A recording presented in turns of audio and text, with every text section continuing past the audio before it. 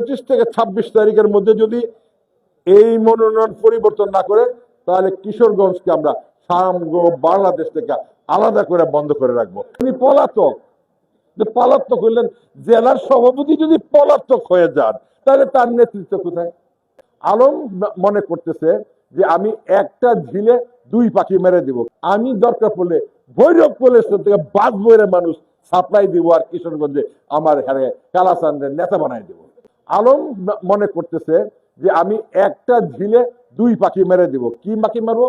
রেজাউল করিম চুন্নুকে মনোনয়ন থেকে সরাই দিব, আর খালিদ সাইফুল্লাহ সোহেলের রাজনীতিটা আমি শেষ করে কিশোরগঞ্জটা আমার দখলে নিব। এটা হলো তার মূল উদ্দেশ্য। তখন কি করলো যে খালিদ সাইফুল্লাহ সোহেলে যে সেক্রেটারি হতে চাইলো, হ্যাঁ, রুহুলকে সরাই দিব রাজনীতি থেকে, খালিদ সাইফুল্লাহ সোহেলকে সরাই দিব, আর আমার এমপির থেকে সরাই দিব। এক দিলে সব পাখি মেরে সে করলো কিনা আমাদের কালাচান্দের এমপি বানাইবো কিশোরগঞ্জ থেকে। কিভাবে এমপি বানাবো? মানুষের ভোট দেওয়া লাগবে না। সব চিন্তা করছে যে কিশোরগঞ্জে তো আন্দোলন করবে রুহুল, আন্দোলন করবে শরীফ, আন্দোলন করবে মাসুদুল আলী আর খালিদ সাইফুল্লাহ সোহেল। এদের তো অনেক লোকজন আছে। রেজাউল করিম চুন্নুর সাথে হাঁটলেও 200-400 লোক হাঁটে, রুহুল হাঁটলেও হাঁটে। তো সুতরাং আমি দরকার পড়লে ভৈরব কলেজ থেকে বাদ বইরে মানুষ সাপ্লাই দিব, আর কিশোরগঞ্জে আমার হারে কালাচান্দের নেতা বানাই দেব। কিন্তু না বাবা, এত সহজ না, এত সহজ না। এত দাওয়াত করতেছি, আমাদের নেত্রী, দেশনেত্রী বেগম খালেদা জিয়া অসুস্থ, দলের সভাপতি কিশোরগঞ্জে আইসা তার জন্য দোয়া মাহফিল করবে, মিলাদ করবে, মানুষের কাছে যাবে, মসজিদে বসবে, এত দাওয়াত করতেছি, এখানে আর আসেন না। উনি পলাতক। পলাতক হইলেন, জেলার সভাপতি যদি পলাতক হয়ে যান, তাহলে তার নেতৃত্ব কোথায়?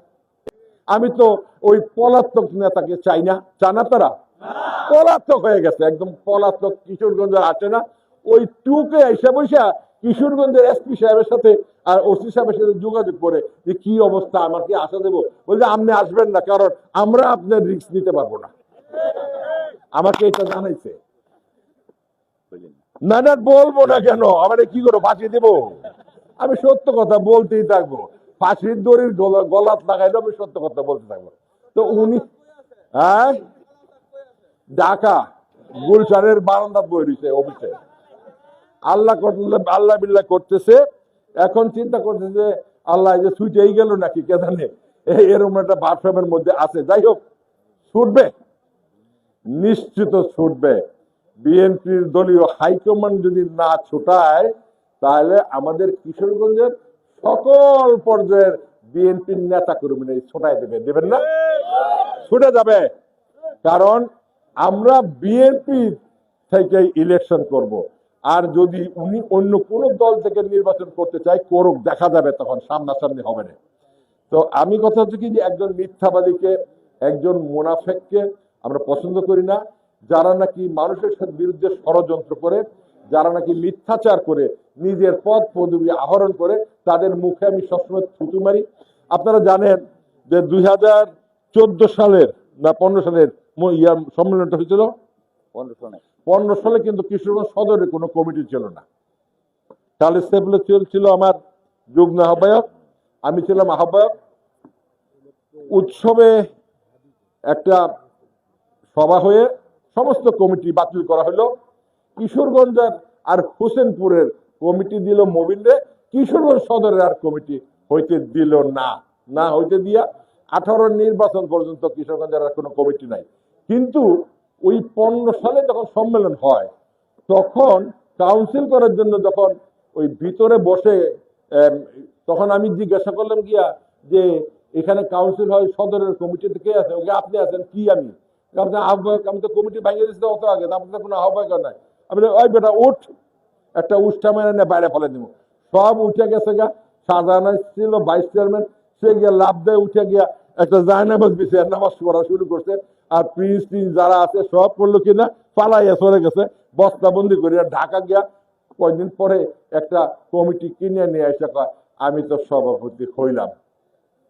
আমিও মনে মনে খুশি হইলাম যে হায় রে, কালো টাকা থাকলে মানুষের সবই তো কিনে আনা যায়, দেখা যায়। এখন ঠিক আছে, এটা যদি নেতৃত্ব হয়, এই নেতৃত্ব থাকবে না কোনো না কোনো সময়। 14 সালে আমি উৎসবে বলছিলাম যে নেতা কর্মীদেরকে যারা ফাঁকি দেয় এক সময় যদি ধরা পড়ে নেতা কর্মীরা কিন্তু তাদের প্যান্ট খুলে নিয়ে যায়। তো আজকে প্যান্ট কি আছে? আজকে আর প্যান্ট নাই।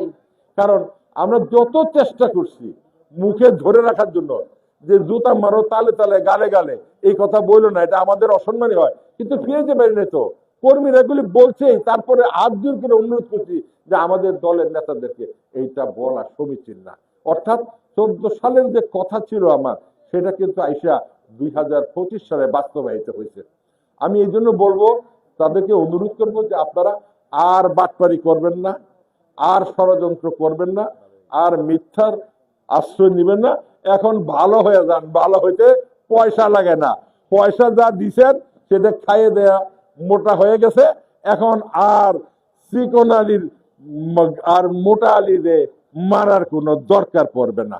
হ্যাঁ, এখন স্লোগান তো গেছে এই দিকে, আমরাও সেই স্লোগানটার পাল্টা জবাব দিতে পারি, দিতে পারতাম, কিন্তু দরকার নাই, এটা দরকার নাই। এই জন্য এটা তুচ্ছ ঘটনা। আপনাদের কাছে ছবি নিয়ে অনুরোধ থাকবে যে আপনারা যদি চান যে এই আসনের একটা দুর্বৃত্তের মনোনয়ন প্রতিহত করতে হবে এবং বাতিল করতে হবে, তাহলে এই আগামী 29 তারিখ পর্যন্ত আমরা ডেড লাইন দিলাম। আমরা 25 থেকে 26 তারিখের মধ্যে যদি এই মনোনয়ন পরিবর্তন না করে, তাহলে কিশোরগঞ্জকে আমরা সমগ্র বাংলাদেশ থেকে আলাদা করে বন্ধ করে রাখবো। আপনারা করবেন না আমাদের সাথে? ইনশাল্লাহ করবেন।